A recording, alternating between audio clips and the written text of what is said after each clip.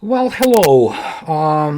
I'm still developing the modus operandi for me in terms of video, but I want to talk today very briefly about some news which really made a bit of a splash among people who really follow the geopolitics and among people who love military porn.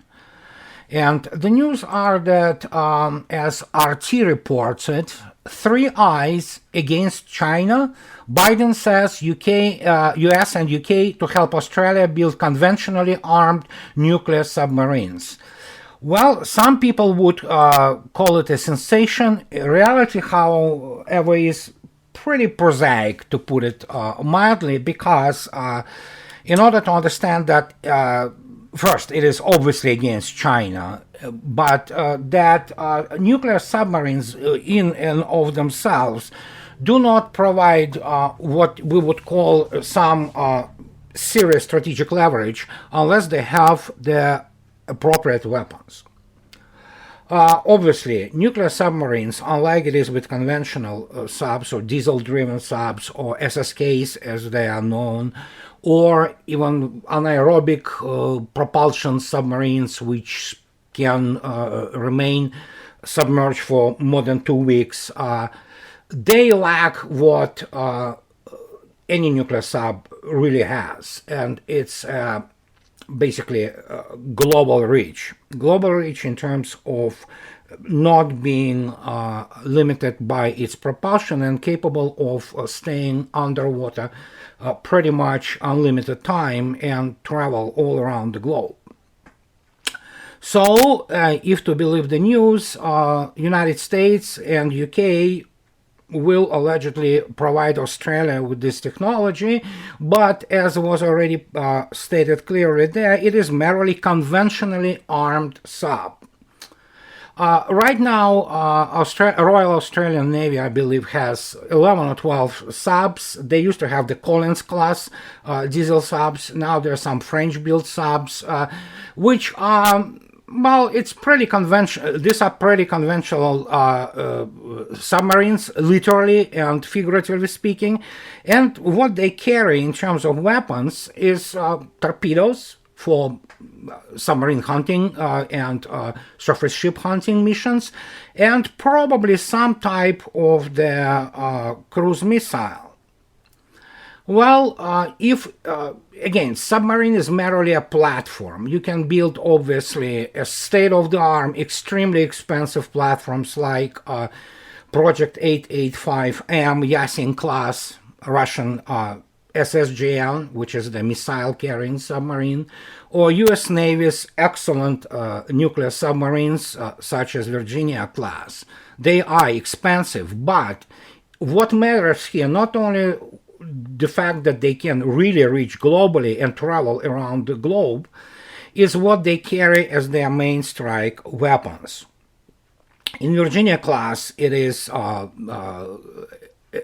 carries basically good old Tomahawk missiles in their land attack version. And if we talk about Yasin or even Russian diesel subs, they carry a much wider variety of weapons, ranging from purely land attack missiles, cruise missiles, such as 3M14M with a range of 4,500 kilometers, or older version of 3M14 with a range of 2,500 kilometers, capable both of nuclear and conventional strikes. But Russian submarines also carry a tremendous variety of anti-shipping missiles. All of them have the secondary land attack capability. And in this particular sense, even the diesel submarine of the Project 636, Varshavianka, if it carries Yahant P-800 anti-shipping missiles, or later it will be carrying 3M22 Zircon hypersonic weapons, they become incredibly dangerous and deadly platforms. And here's basically the hint. It's a platform. What matters what is in or on that platform. In Australian case, even if they will be able to build with British and American help some kind of the nuclear power submarine or submarines, which obviously are designed to travel towards South China Sea and conduct long-term patrols there and carry some type of the land attack and anti-shipping weapons, we have to be very clear about the fact that at this stage, combined West, headed by the United States, obviously, does not have supersonic, let alone hypersonic land attack or anti-shipping missiles. Absolutely no. So in this particular case, once the first Australian nuclear power submarine will be commissioned, it will be carrying pretty much standard subsonic package, which for the modern Navy, let alone for the modern territory, the ground, which is defended by the advanced and truly integrated air defense complexes, as Syria has demonstrated for the last 3 years. The effectiveness of these kind of weapons will be very limited, to put it mildly, and the amount of leakers, so to speak, the missiles which can break through the defenses, will be very limited, if any, especially as the latest occasion with 2 of Israeli Air Force strikes, each 24 missiles, demonstrated. Most of them have been intercepted by the integrated with Russian air defense. Syrian air defenses, which were operating fairly old book M2, it's much less capable expert versions. The same goes for the S-1 Panzer. So, but even that, when properly integrated and networked, works really impressively against subsonic weapons, and these are the only weapons basically Combined West has. When will Combined West, in this particular, most likely United States, no other country has the resources to come up with this, when will the United States come up with the supersonic or hypersonic real weapon which works, which flies, which guides itself and can strike the target? It remains to be seen. As today, first Vice Premier of Russian government, former general and former Deputy Defense Minister Yuri Borisov stated, Russia will continue to maintain the decisive edge in the hypersonic weapons, and I would add supersonic weapons in the nearest future, probably mid-term future.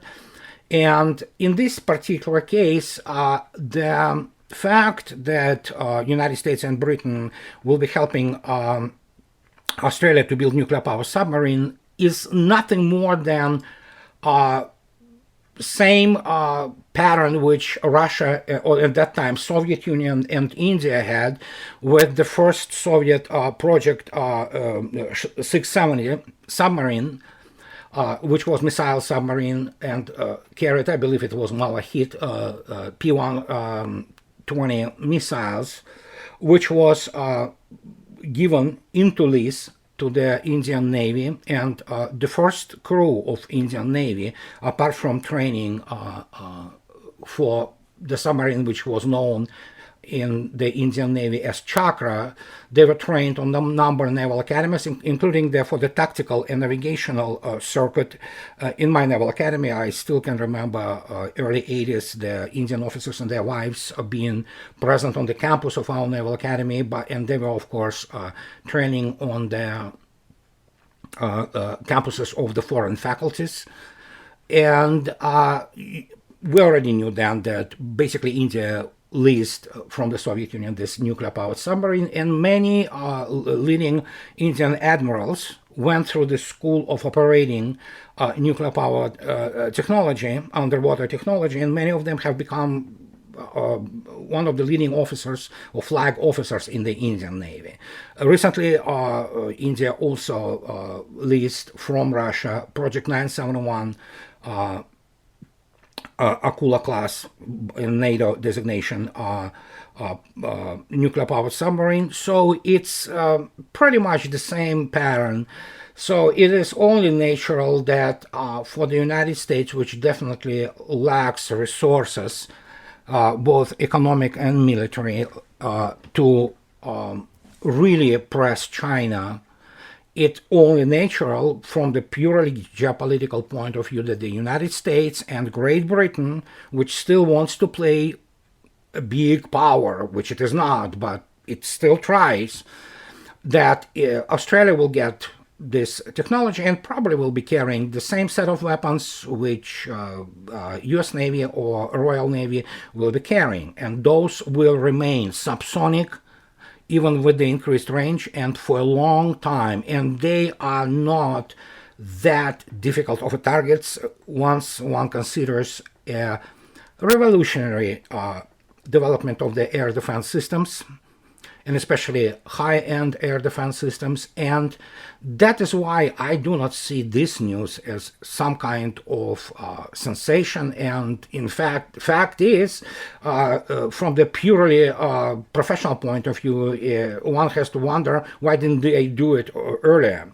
But I think so at this stage it really doesn't matter. Australia probably will not be able to handle and operate more than 2-3 pardon me, Home Depot called. So Australia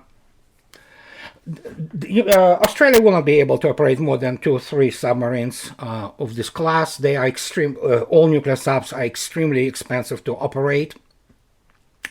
And most likely it will be not full sharing of the technology, granted that we have to consider the fact if Australia has facilities and specialists to really work on those submarines and maintain them. But in general, it's nothing too special, and it's only natural for the global Anglo-Saxondom, or Five Eyes, or whatever you call it, to take on something which at least can show people around that, yes, we can do that, and we will try to offset China somewhere, and somehow let Australia jump on board, and then we'll see how China reacts. You have to understand that Chinese were improving, obviously, in terms of their submarine technologies, albeit they still remain fairly loud, and in terms of other physical fields, they are noticeable subs. But the way China builds ships and the tempo is unrivaled in the world. So, and in this case, it is absolutely expected that China will develop proper anti-submarine forces, which it already has, but it's still developing. It's a process. And do not forget that in this stage, we are talking about de facto, if not de jure, it might not be de jure, but de facto it's a military alliance between Russia and China. And Russia's naval technology are very advanced. In many respects, they rival American technologies. In terms of weapons, they are simply unrivaled. And in this case, I can totally expect Russia helping China developing proper anti-submarine warfare technologies, and eventually China will develop their own as good or on par nuclear power submarines, and will be able to build them in quantities which will offset whatever United States and its allies will try to throw at China. So in this particular case, I would say just calm down. It's the plan. Will it go ahead? It will probably, but it doesn't change much the balance of power in the South Asia, and considering China's enormous industrial capacity, and I'm talking about enormous, it dwarfs United States and everybody else in the world. We might expect China taking the countermeasures and Russia helping in the segments where the help is required and justifiable. And in this particular case, I would say that this is the tempest in the teacup, really, and the fact that another country will operate a nuclear-powered submarine Yes, India does it. Eventually, somebody else will get it. And it's the proliferation of the advanced military technologies, and nothing could be done about it because the big game of big power rivalry is back, and it's a Cold War 2.0, and expect all kinds of bizarre things happening around the globe. And so this is just what I wanted to tell you today, and for you to take it just like regular news, nothing really that special, but not that big of a deal. As for support, please support my efforts on Patreon, and I would really appreciate you. I need my second Ferrari and my palace in Florida, to be updated. Otherwise, I'm just, ask for your help and support. So that's what I wanted to tell you today. So I'll talk to you later. Bye.